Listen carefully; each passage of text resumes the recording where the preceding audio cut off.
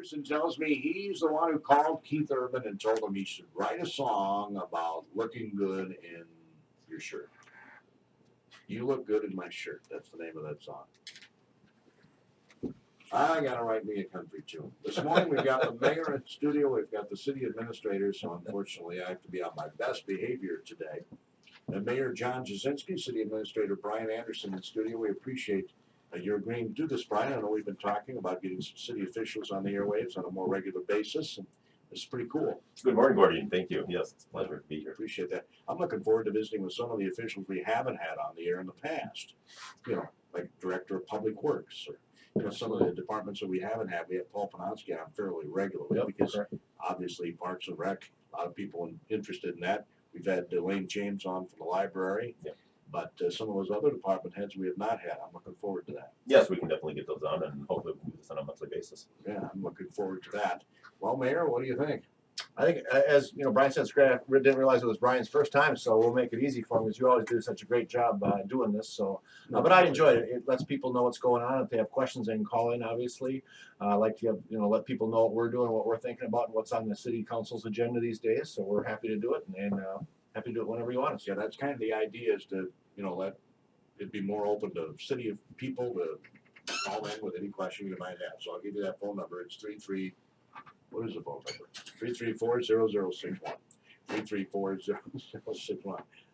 Didn't remember the phone number. Oh, by the way, and you can text me too, if it might be easier to text, at 507-838-5233. 507-838-5233. That might even be simpler than phoning in your question. If you can keep it short, that'd be very nice. One sentence question. Does that make sense? That makes sense. Absolutely. Makes perfect sense. Yep. So maybe we'll take those in the next segment, or if you want to call now, I guess you can too. 334-0061. Pressing issues facing the city right now. You're going through this visioning process. Maybe you could explain a little bit about that, Brian. That is correct. We have the Community Vision 2040, and it goes beyond the city boundaries. That's why we call it a community vision. So it's a process we started about 7 months ago. We hired consultant Craig Rapp to come in and help facilitate the meeting. And we went through about 4 different ways of collecting input from the community through meetings in a box that you could hold, basically in your neighborhood or through your organization. There were community forums. There were also focus groups that were out there as well. So we collected all the data. There was a steering committee that was assembled by the city council, and it was 11 members. We wanted to kind of get a diverse group together just to review the data, put it together. And with that, they found 6 strategic themes that came out of there. And with that, those themes include thriving economic development, schools and high-quality education, pride in our community, public safety, vibrant downtown, and access to nature, leisure, and the arts. So within there, what we have done is we have put together goals and then initiatives that we're going to use to accomplish those goals over the next 25 years. Some of these initiatives and goals in there are short-term, others are medium, and others are long-term. And this is a plan that's going to be reviewed on an annual basis, but it helps us guide where we want to put our money and resources in the future. Sure. So we're not out there, chasing a ghost, so to speak, or buying things or fixing up things that the community and the residents and the businesses really don't care about. So it helps us hone in, helps everybody be on the same page. And again, this is a document that's always going to be revised, but it is the community's input, and the council is very interested in having an interactive and an engaged process. What's difficult, Mayor, is envisioning what things are going to be like in 25 years technologically. I was just visiting with Brian this morning and saying, well, he pointed out that the iPad hasn't been around for a decade. Yep. Well, yeah, some of the kickoff meetings that I hosted and did the introduction. You think back 25 years ago, where we didn't even really have an industrial park. There was 2 people. I think it was ABC bus companies and Cable Connection were out there. Were the 2 that were there then. And now look at what's out there. So going forward in the next 25 years, it'll be amazing what we'll see. And again, back to the technology 25 years ago, what the phone was and what it is today. So yeah, I think it's very exciting, and I think it's good to have a good plan of what you want to do and where you want to focus your resources on. Yeah, maybe we'll be the Jetsons. Who knows? Instant food. Indeed. No, don't have to worry about sidewalks back in the Jetson days. There you go. Right. Anyway, we'll take those phone calls and the text questions if you have them. here on AM Minnesota in just a few moments. This Friday morning, we've got in studio the mayor, John Jasinski, and the city administrator for Faribault, Brian Anderson. Again, we will take phone calls this morning. I understood there might be some interest in that, so we'll certainly take those now. Number 334-0061, 334-0061. And if you want to text me a question, you can text me at 507-838-5233. Oh, look at that. We just got a text from Gas and Manitoba Comet fan. They enjoyed our coverage yesterday. How cool is that? Anyway, we'll be there tomorrow. Gas and Manitoba playing for third place. 2 o'clock in the afternoon. The cell phone number is 507-838-5233. Did not think about this a few years ago. That's what we were just talking about, Brian. Yep. Texting was unheard of. Yep.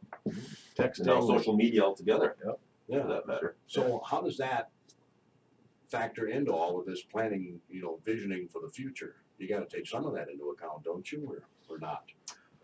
We do, and right now what we're doing is we're going through a website redesign, and so we're working with a consultant to help us with that. The last time the website was done was about 8 years ago, and we discussed social media wasn't around the way it was today.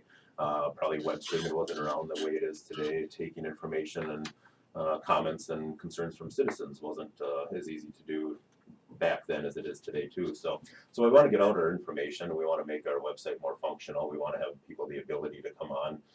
Simply click a button, they can go to web streaming that we have through Granicus. They can watch it on all their mobile devices. And they can take their mobile device and they can call up any information that they want on our website, and it's easy to navigate through. Right now our website is very challenging because it was not built for a mobile device, because it's, again, 8 years old. And yeah, so that's something to think about. And then what people are looking for has changed over the years, and how people want to see information. Right now they're a couple clicks and they want to get their information, and they want to be able to come to the city or look up permits or look for parks and aquatic centers, and we have a lot to offer, so we need to make sure that that information is clearly articulated out on our website. So that's why we're going through the website redesign right now. Sure. One of the interesting things on that, we were just in a consultant meeting, and they were giving us some specs on that, and they say the average person, if you can't find it in 3 clicks, aren't interested. And our website, as I said, it was 8 years old, so we didn't have all those things. So we're really looking into finding a website that will allow citizens to get in and find out what they need. And one of the ones that keeps coming up is, when's our compost site open? Things like that. Just simple little things that people struggle to find. And if you get into our website, you'll have all that information out there. What's going on at the community center, or what's going on at the aquatic center, things like that. Just to have that in to put input. So we have in the recent years had done some policy on Facebook pages. I think our library has a Facebook page. Our police department has a Facebook page. I think Park and Rec has one. So we have been doing that more and more. But again, that's a constant changing environment. So we have to keep up with what's going on. And our citizens are calling for that, and other cities are doing the same. So we're trying to stay proactive with that. Yeah, another few years there may not be Facebook. Who knows? Correct. Might be something new. Yeah, well, everybody heard of MySpace at one time, and then Facebook took over for that. So you don't know what the next one is going to be. But the other item out there too is the use of mobile apps that a lot of people use. So it's all up to the creativity of one's mind. And if there's an app out there that can help out with whether it's road closures or construction or whatever it is. Water main breaks these days, Yeah. the frost coming out. We've had quite a few of those. I think we just had our 9th water main break yesterday or the day before, right down by Town Square there. Far below last year's level when it was 20 below for several days at a time. So we're doing good there. And I just wanted to say too, we do have one more Facebook page that we're utilizing a lot more than what we have in the past, and that is for engineering, public works, general administration, community and economic development, and finance. So we try to get enough information out there for people to go on and use. So you might see things out there for utility billing, water main breaks, street sweeping, tree trimming, things like that, just at what general neighborhood we're going to be in for that day and stuff, to get information out there. So people should check that out too. Yeah, well, it's neat that they can do it that quickly. Instant access to information. We were just talking about when the daily news comes in and goes to our meetings. I mean, they're constantly tweeting what we're talking about, what's on the agenda, so things like that. So it's changed a lot in the years that I've been on the council. Yeah. When I go to meetings, I try to concentrate on the meeting. It'd be kind of difficult to do the whole tweeting thing, because you might miss something while you're tweeting. You know what I'm saying? I hear you. If you're tweeting something and never mind. I won't go there. We will take questions though. Sure, absolutely. Right? Yep. So if you have a question, it doesn't matter what the issue is. We just ask that you make the question fairly quick.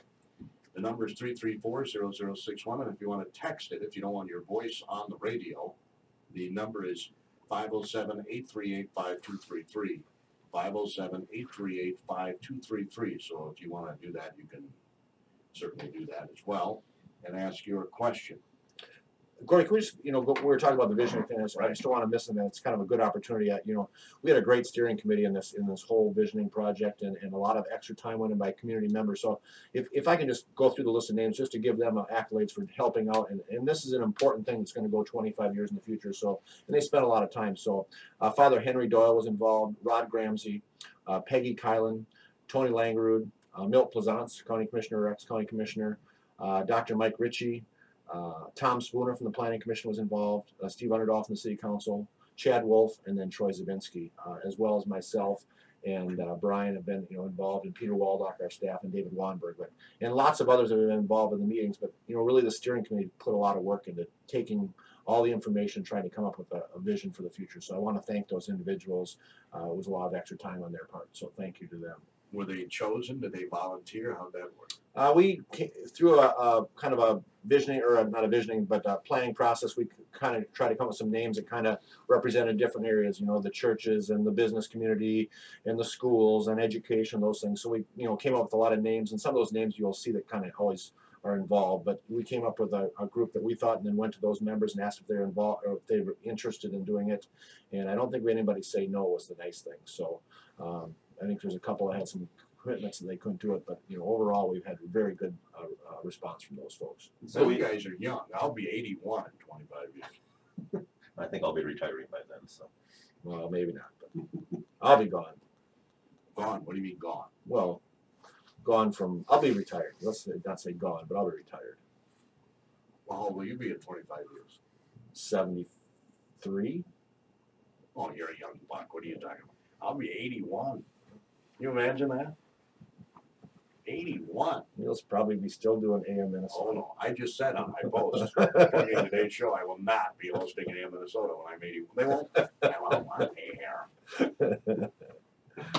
And just so the residents and businesses aren't confused too, so what we're going to do with the vision, and I think it'll be adopted within the next month by City Council. So we're finishing that project up as far as the document itself, and then implementing the document.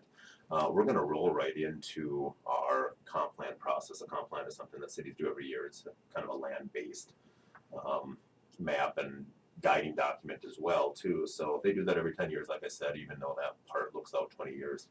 So we're going to take a lot of the information from the vision, roll right into it, help support the vision with that. So Dave Wanberg out of our office is going to be working on that in-house, but there's going to be a lot of community dialogue as well, neighborhood meetings and so on and so forth that we're going to be having with that too. And again, that's to help support the vision. So there's a lot of topics in there regarding land use, housing, parks and rec, transportation, utilities, and it's a good guiding document that cities have to do. And the last one, again, it's been about 12 years since we've done that, so a little bit behind on that one, but we wanted to do the vision first and then the supporting documentation after. So, well, what I would find interesting is how close are we now to what we had envisioned when we did that previous one?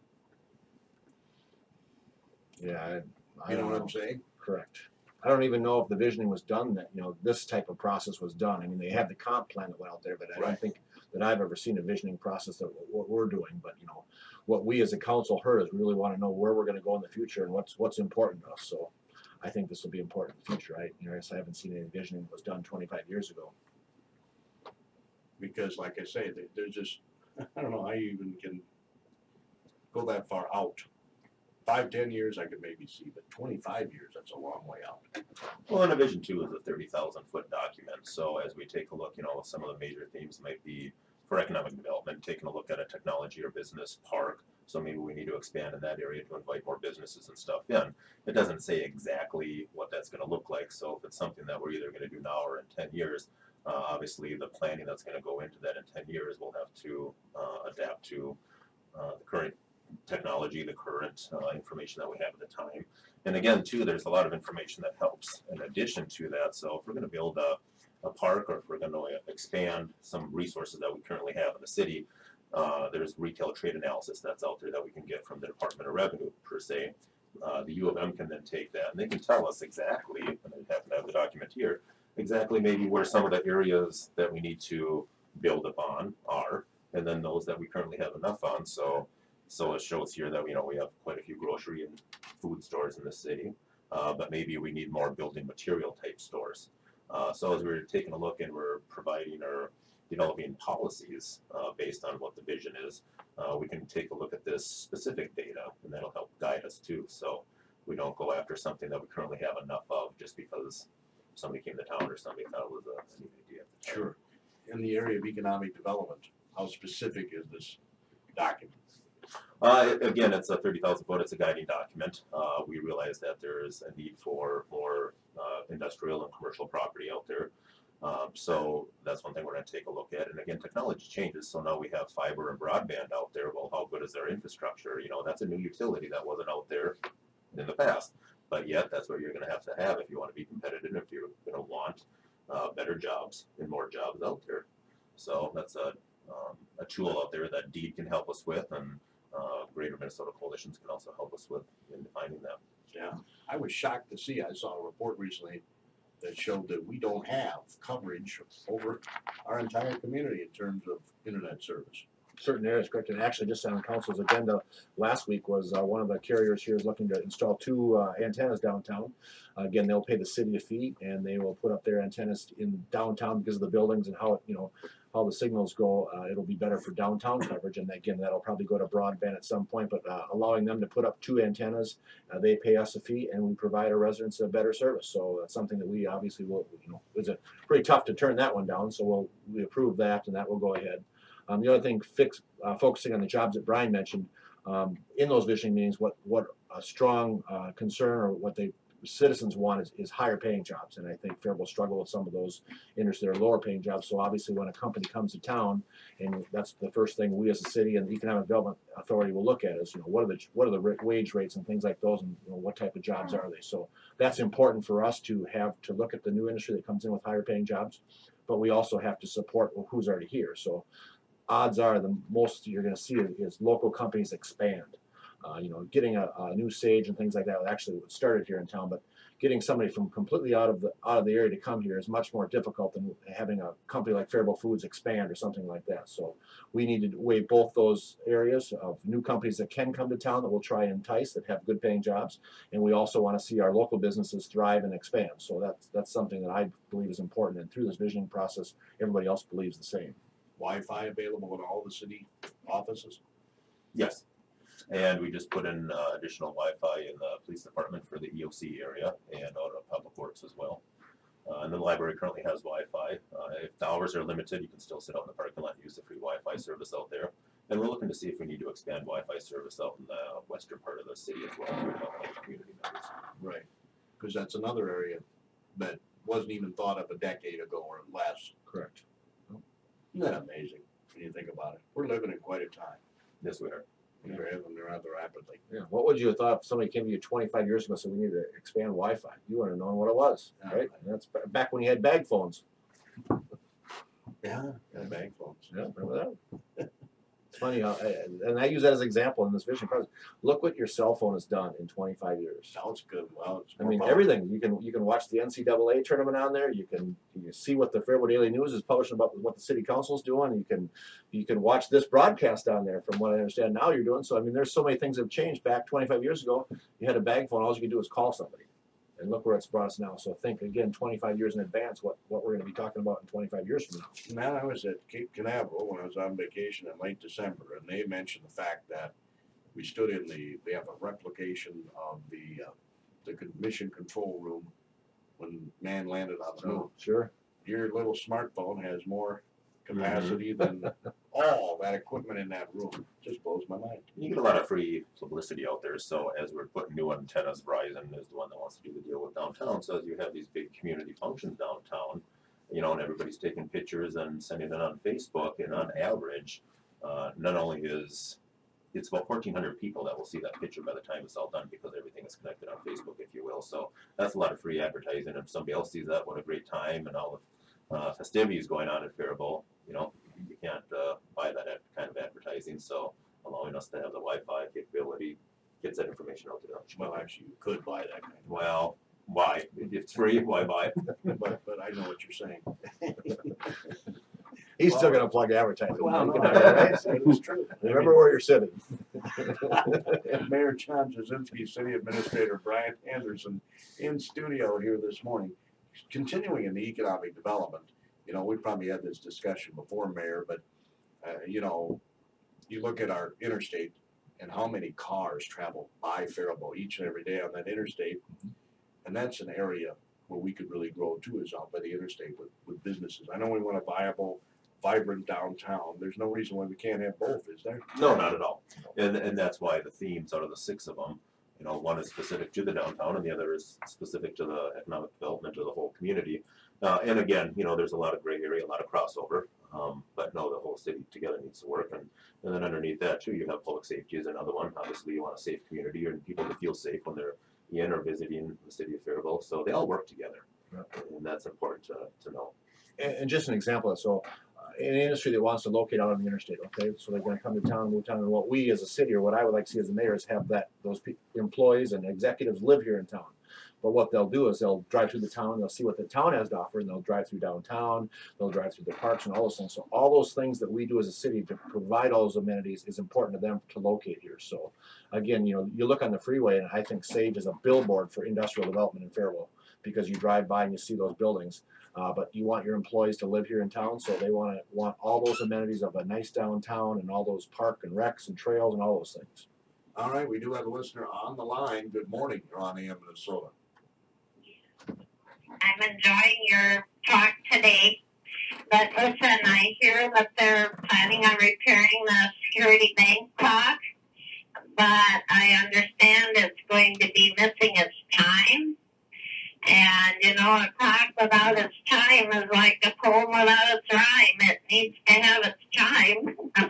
Well, I like that, ma'am. I like that. But I don't think you're right on that. Let's see. You were shaking your head no, Brian. No, we did approve, the city council did approve for the clock to be repaired. Donations are going to be raised through Rotary to pay for the entire $24,000 clock rehabilitation process. And with that, the clock is going to have its current time on there and the latest technology within the clock. So it will have Did you accurate say time. $24,000? Correct, because there's so many different sectors of the clock that need to be repaired. It's not just the internal parts of the clock. You have the metal that needs to be restored on the clock, and then you have glass on there too, colored glass that needs to be restored on the clock as well, plus the sides of the clock, and then you have 4 sides of the clock. So And if you were going to put a new digital clock in there, what would you spend? you know, I didn't do the research on that one, so I couldn't tell you on that, but people want Okay, to now, I'm going to cut in this one, Corey. Downtown, historic district, and you're thinking of putting a digital Oh, clock I in? didn't. Now, come on, this is a historic thing. But I do want to say thank you. I'm going to put you in your place. Nice comparison. But special thanks should go out to number one, Al Burketsmeyer family, who actually started the initiation process through this, because Al was very, you know, downtown oriented with Burketsmeyer shoes, and then Kim Anderson through the Rotary has really been pushing this project as well and donating funds. So important thing, it's being funds donated. It's not city money going into it. We are internally financing it until the funds are raised so that we can get this project going. We thought it was something that we wanted done this summer. It's been talked about for 3 or 4 years. Actually, since I've been in office, Kim Anderson has been on me about getting this project done. So we're going to internally finance it with the Rotary, through the Rotary, and you can, you know, get in contact with the Rotary and donate to this fund. I think they've got about $15,000 raised already, so there's about $10,000 to go. So they need some more funds. But again, this is something that's being fundraised for downtown.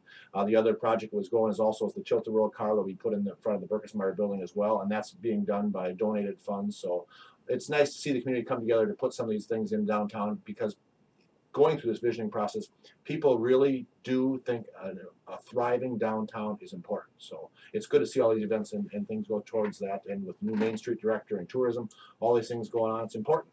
Yeah, that answer your question, man? But I understand that. Yeah, they said there's going to be time. Hey, and thanks so much for still hanging on to hopefully saving the Seabury campus building. That's an important building to our history.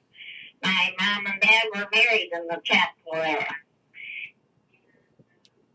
Really enjoyed your program yesterday, Gordy.